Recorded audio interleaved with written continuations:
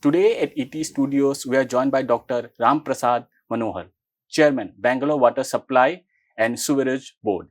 With him, we will explore what are the steps being taken to ensure the water security of India's IT capital. Dr. Prasad, really appreciate you joining us out here at ET Studios. At the outset, I would like to explore the role that you are playing as the chairman of the board and the board's overall scheme of things, the kind of initiatives it has taken in order to ensure the water security of Bengaluru. So basically, Bengaluru Water Supply Board is a 60-year-old statutory body. It was established for the purpose of providing wholesome water and sewerage facilities to the Bengaluru city. And when it was conceived, it was for a very small population of about 30-40 lakhs people. Now Bengaluru has grown bigger in size in terms of both geography and demography. About 1 crore 40 lakhs population is the current population there in Bengaluru city. So being a cosmopolitan city, the expectation of the public from the public utility is too huge, especially the service of water and sewerage facilities. And so far we have been successful in giving the water to the people. Especially in 2024, we faced a very severe water crisis. That was a learning point, and in fact, I can say turning point for Bangalore Water Supply Sewerage Board. And from that challenge, we have moved forward to improve the system and to deliver the better services. Now, Bengaluru is sitting on water surplus and able to manage things in a very, very sustainable manner, and we are doing good. Right. You talked about that now Bengaluru is water surplus. If you could elaborate the steps being undertaken, because as the city grows, because it's a city which over the decades have grown significantly, a lot of migration from other parts of the country has also happened, and in the coming years also the demand will keep on rising. So the steps that you have taken in the past, and what are the steps you are taking for the future so that you can address the demand as they evolve? Basically, as you told, this demand and supply gap between requirement and the availability of water is a major concern for any growing city like Bengaluru. And the population is immigrant population, it's influx of population more and more.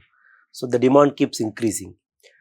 That being the case, now supply side there is a limitation because Bengaluru is not having any perennial river nearby. About 120 kilometer away, there is a river called Kaveri, and we have to pump more than 1000 meter elevation to the sea level to get the water for Bengaluru city. So right now the capacity of the Bengaluru water supply is 2275 MLD, and prior to this crisis we have only 1500 MLD capacity.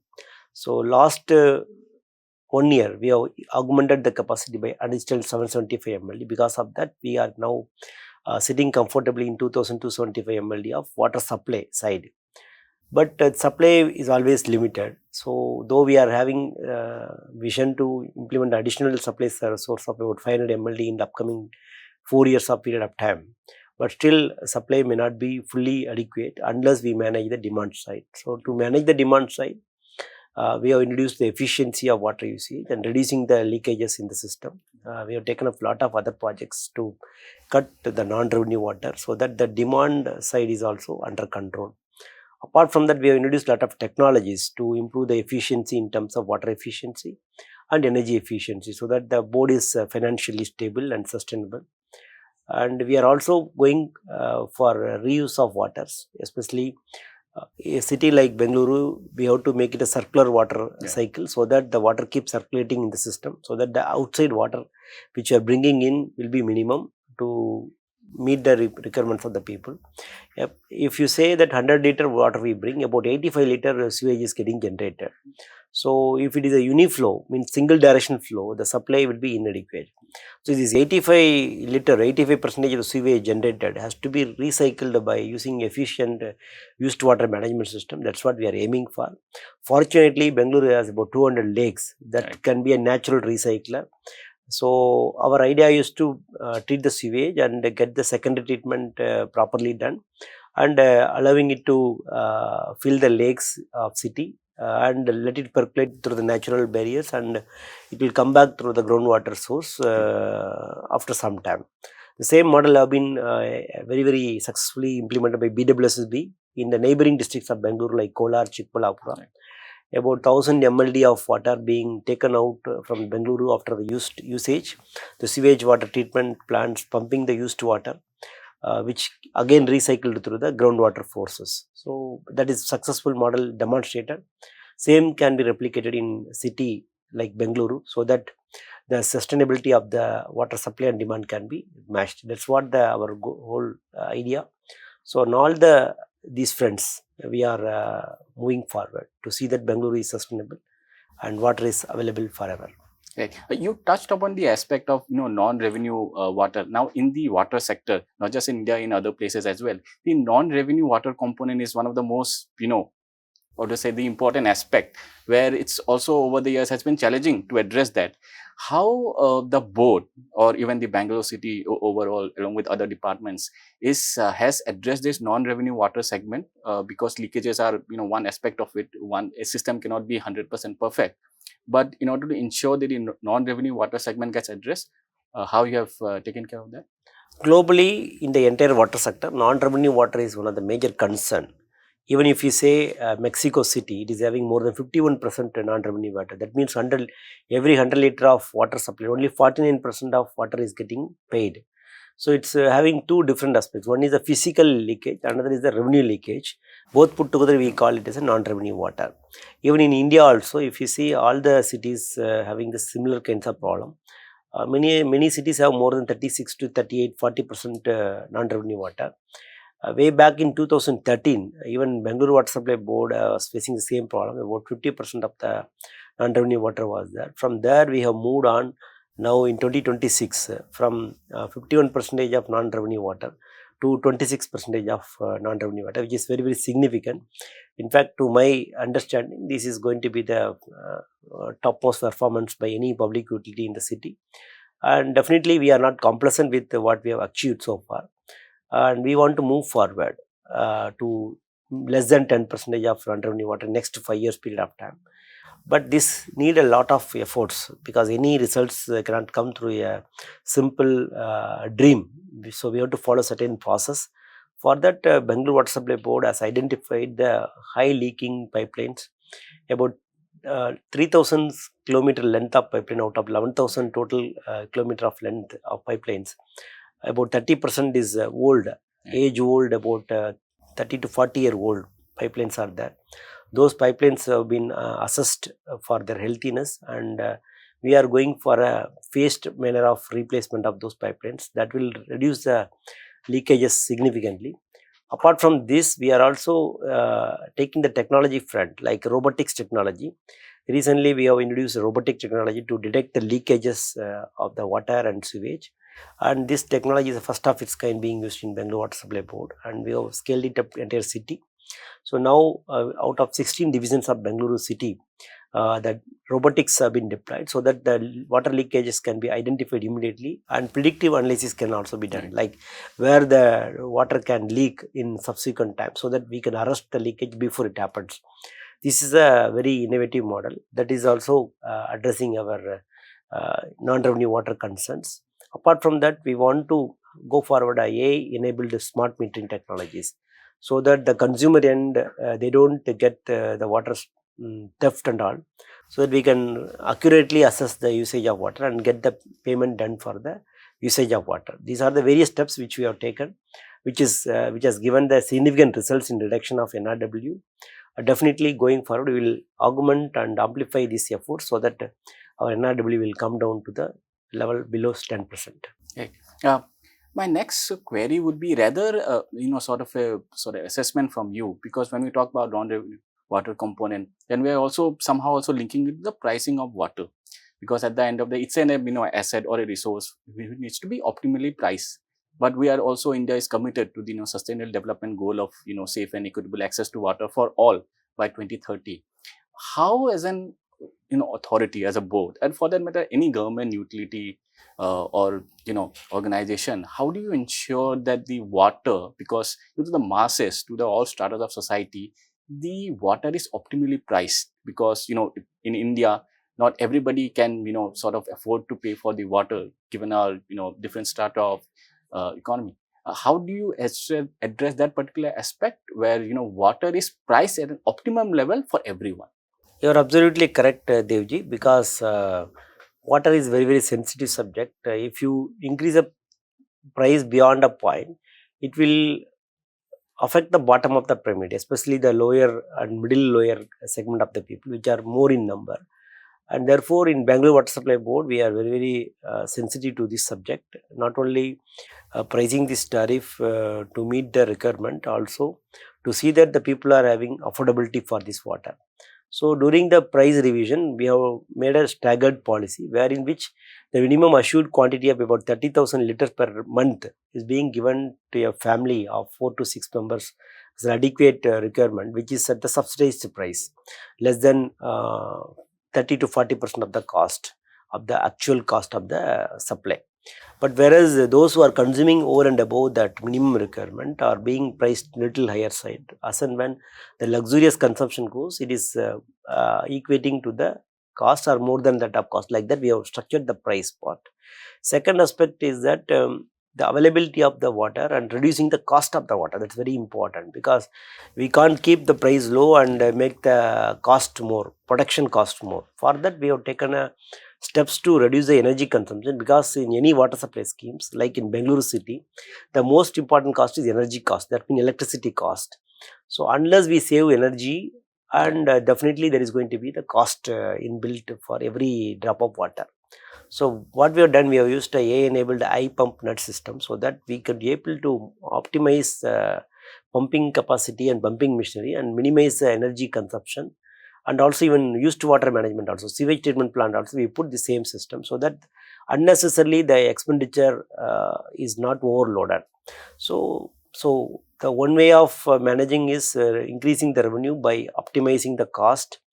Other way of is that managing the efficiency. These two things will definitely help in reducing the cost of water for the public. And in fact, it is very important, because unless you are able to provide the basic necessity like water at an affordable price to the citizen, then there is no point for a public utility to be in the service of the public. So I believe in that, and we believe in Bangalore Water Supply Board to optimize the price to the citizen at an affordable price and affordable quality also. In fact, we are one step ahead than not only cost in terms, we are also in quality terms. Bengaluru Water Supply Sewerage Board is the only first entity in the entire country to certify the water supplied in the pipeline for a BAS standard. So we are a BAS standard certified product. We are supplying water even to the citizen at the bottom of the pyramid. We are supplying BAS certified pipe to water supply system. And we are also making one scheme for urban slum population. About 10,000 liter of water per month is free of cost, so that they get minimum water for their need even without pricing, because it's an essential service. True, and that's a commendable service in itself, because at the end of the day, whether it's a municipal corporation or a board such as yours, the prime objective is the public service, right? Revenue generation is not something that you go for, it's the public service. But at the end of the day, revenue generation also, one has to be pragmatic, to ensure that the optimum cost is covered.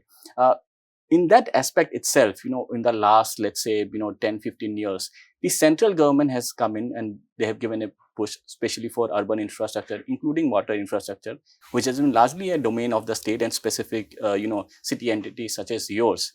The Amrut scheme has been there for now 10-11 years. Amrut 2.0 was also launched a few years back. Help us understand for Bangalore how this, central government enabled schemes have panned out. As you rightly told, water supply is a local subject. However, the central and state support is very important to sustain this as highly subsidized service. Therefore, even state government was funding various capacity building projects through the international loans and various other support machineries. And in addition to the even central government through Amrut scheme has contributed for structural reorganization of this sector and also improving the infrastructure. And apart from that, Amrut 2.0, we have been given incentive for improvising our sewage treatment plant. Earlier, the sewage treatment plants were obsolete and it is not meeting to the standards required for the treatment. But now, Amrut 2.0, we could be able to improve the sewage treatment plant. About 23 sewage treatment plant out of 34 plants, a Bengaluru Water Supply Board has been categorized as a 5-star category. And we got about 103 crores as an incentive, which is highest amongst the state in the country. And definitely the government of India support in Amrut 2.0 is very, very significant. Apart from this, we are also proposed a new project, which is also first of its kind, using self-help women group as a water barriers in the system to improve the public participation in governance of water, which is very much important to see that the governance of the water is very strong at the grassroots level. And this women self-help group called as Amrut Mitras, and they are being sanctioned by Government of India. About 12.5 crore rupees is given to incentivize these Amrut Mitras, so that the main role of Amrut Mitra would be going to the grassroots, identifying the leakage and convincing the public to create awareness among citizens to reduce the wastages and augment the used water, that's recycle the water to be used. All those things will be done at the large scale at the grassroots level. Therefore, these two schemes are very, very supportive to Government of Karnataka's and BWSSB's initiative to improve the efficiency of water service. Right, because the way I understand is that the community is also equally sort of has that responsibility, not just the the state governments or the urban local bodies, but the community also plays that role. Moving on to from there, the Urban Challenge Fund has also been recently announced by the government. Now, this has particular benchmarks, competitive benchmarks for you, for you to be eligible for that fund. How's the board and the Bangalore city overall looking to that? This Urban Challenge Fund scheme was being announced in last financial year. So we are very well prepared for getting incentive from this Urban Challenge Fund and getting selected for this scheme, because we are being motivated by the model in which about 25% shall be borne by the board and 25% will be the grant from the Government of India. Then remaining 50% comes through the loan component. So basically, it is incentivizing the private investment in the public infrastructure. And for this project, we have identified 4 important segments which is having more revenue earning potential, so that the private investment can flow in water management, mainly the biogas production, which is now the need of the hour. So sewage treatment plant producing a lot of biogas, that biogas can be captured, value capture can happen, that can also improve sewage treatment plant capacity. The one project which we have taken. Second important project, we have taken smart water metering using AI enabled technology, so that our non-revenue water will come down. That is also we are proposing under Urban Challenge Fund. Apart from that, we are also taking tertiary treatment plant upgradation, module based upgradation using private equity partners. And recently we have tried our piloting. Now Bangalore being a tech city, lot of data centers are coming up. Yes. And definitely this tertiary water treatment with the PPP model will be definitely a success story. Apart from this, we are also taking up a Arkavati River Rejuvenation project under the PPP model, which is also we are proposing to the Urban Challenge Fund, because it can work through the annuity model unless we invest money in the future, and our future is always questionable. Therefore, all these projects we are planning to take up under the Urban Challenge Fund schemes. Almost all the DPRs are ready. We are ready to compete with the other states to get the projects for the Bengaluru Water Supply Board. Right. So I will have to explore you a little bit more on that. You talked about private equity coming in. You also talked about the PPP model. Now, what has our experience has been, especially in public service?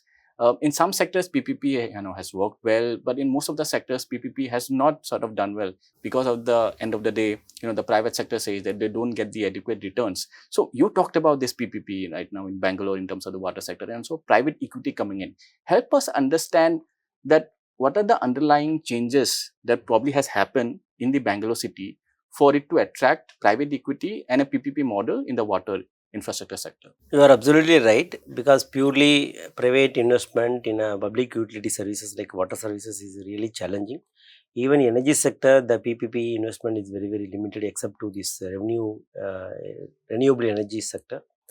But in water sector, I feel in Bengaluru, because of the upcoming demand in increasing the demand for the tertiary water for the data centers, there is sufficient market forces which we can drive the private investment into the investment of tertiary water treatment plants. Secondly, the smart water technologies, which we can definitely minimize the losses, can also bring back the income to the system, so that it is not additional income which is generated, it is only a cost reduction which will again fund the project. So that's also technically and financially feasible. Apart from that, the biogas production also. You know that now going forward with the current system, so energy stability is very important, and urban centers having lot of sewage treatment plant.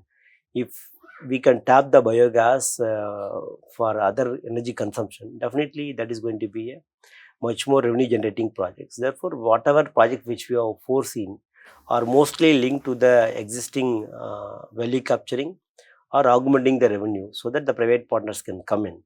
Yes, of course, the Sarkavati River Rejuvenation project is not a immediate revenue capturing, but it's a social necessity which we have to find investment through the annuity mode, not revenue generating mode. Maybe annuity mode, we have to do this PPP model. True. And value capture financing is something that the others are also trying out. Moving on, I know you touched upon very other aspects of new age technology being employed, AI in terms of water infrastructure and everything. I wanted to understand that traditionally our infrastructure across various sectors, SCADA technology and all have been used. Those are the legacy systems that we have, in our infrastructure. Nowadays, we have, new systems such as digital twins and all coming in. Where are entities such as the board and Bangalore city is in terms of incorporating these new age technologies? In fact, I told that 2024 was a watershed year for us. The crisis has loomed over Bengaluru city for the water. Then we have deeply thought about how to go forward. Then that time we thought technology enabling is one of the important pillar which can enable us to move forward with much more strength. And definitely, Bangalore Water Supply Board has implemented a lot of digital technologies like AI-enabled IoT systems to monitor the pumping system, as I told earlier. Then IoT-enabled borewell monitoring system, which is first of its kind in India, which will augment the groundwater efficiency. Then we are also have implemented the updated SCADA system, so that our SCADA enabled data can be used by AI tools to monitor and implement the changes required for system whenever there is need for the change. Apart from that, we are also working on various other projects which can create digital twinning. We have already mapped our assets in GIS, so that digital twinnings are the possibilities in near future. So definitely, Bengaluru Water Supply Board has from conventional method of management to a digital method of management, it's transiting. And the transition is, though it's very painful, but it's worth enough to go for that. And definitely, we are moving forward in the direction, and going digital technologies and smart way of management is need of the hour. It is not luxury; it is a necessity. True. Dr. Manohar, if you could outline to us the board's engagement and achievements in the past few years. You did mention that 2024 has been a watershed sort of a moment for all those involved with the Bangalore water infrastructure. So, what has been those milestones that you have been able to achieve? 2024 was a very critical year for Bengaluru Water Supply Board. During that year, we faced a huge crisis of water because of monsoon failure.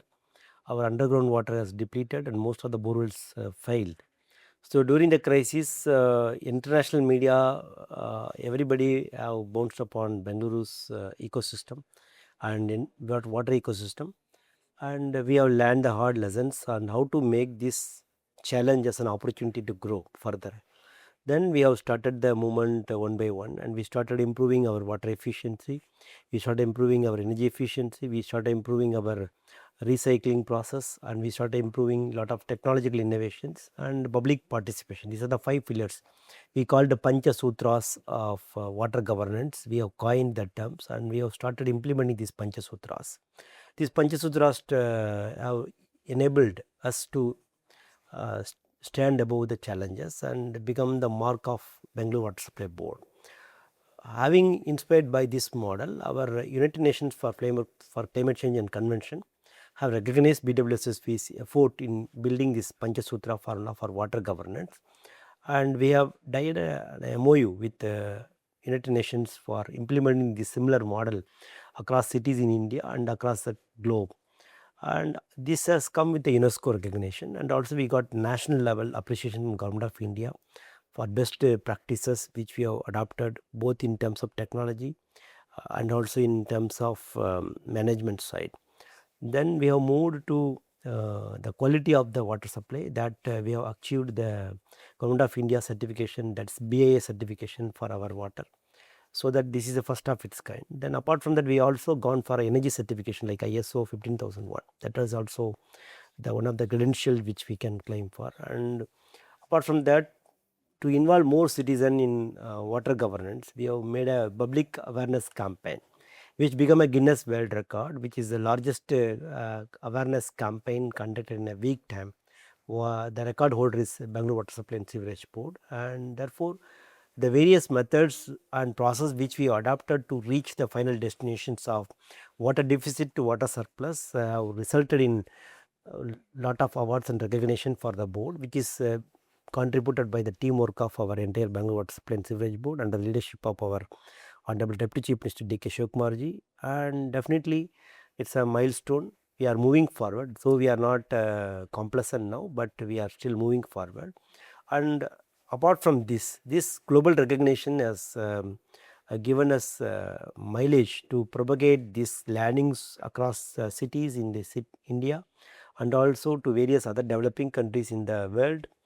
And therefore recently I have been nominated as a global advisor for an internationally reputed forum called Smart Water Utility Forum. It's SWAN Forum, and out of 5 advisors I have been nominated as one of the single advisor. And definitely I represent India in the global forum. It's one of the proud and privilege for me as a person and also for Indians.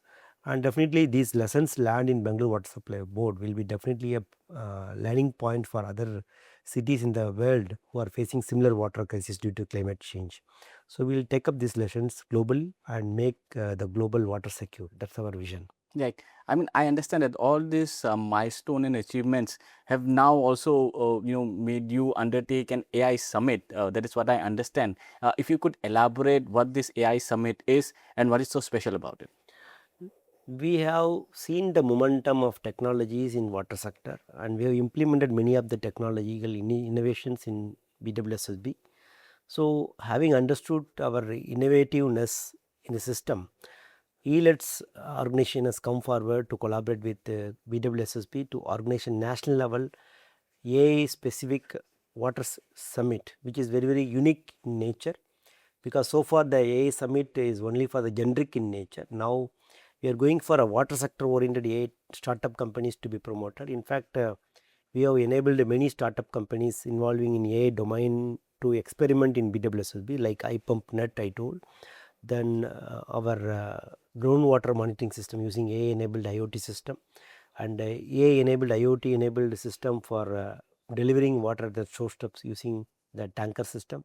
All these technologies given us some amount of input that definitely this AI has a lot of scope in water sector. And to augment this implementation, we want to bring all the stakeholders in the AI domain working on the water sector in a single platform. Then this idea of AI summit has come in place, and we are going to conduct a national level AI summit on water sector in Bengaluru in May 27 of 2026 year. So definitely this will see a lot of startups coming up with the various AI enabled solutions which can be very well scaled up in various other utilities. My last question and the concluding one is probably the most important one. And you are a Karnataka cadre, IAS officer. Help me understand, your own personal governance philosophy. You have had responsibilities in the past, your current responsibilities with regard to, securing the water, future of Bangalore city, and one of the most important cities, not just in India, but in the world. The governance, what does a, modern age governance for a, India looks like? Your own experience and your own philosophy. Modern age governance needs responsible government to the citizen and participative governance, because when we are dealing with the crores of people, we cannot take authority as a source of power. We should always use influence and also bringing the people into the system by more engagement and building the public confidence in the system. In fact, when the crisis hit Bengaluru city for water, that time we have evolved a mechanism to bring all the stakeholders of users and various other different aspects of the stakeholders on a single platform, so that they will be part of this machinery. So any public governance system should have a stakeholders participation and more accountability. That's very, very key to improve the efficiency of the system and transparency of the system. And definitely, Bengaluru has grown much beyond our expectation. But definitely, as a government entity, we have a role, and also I must appreciate the roles and contribution played by private sector participations and investors and knowledge makers and various thinkers. So Bengaluru, what it is today, it is not only due to government effort, it is also due to all the other efforts which are synergized and make Bengaluru what it is today. All right. Dr. Manohar, it was really a pleasure having this conversation with you, and really appreciate, you're taking your time out and having this conversation with us. Thank you so much.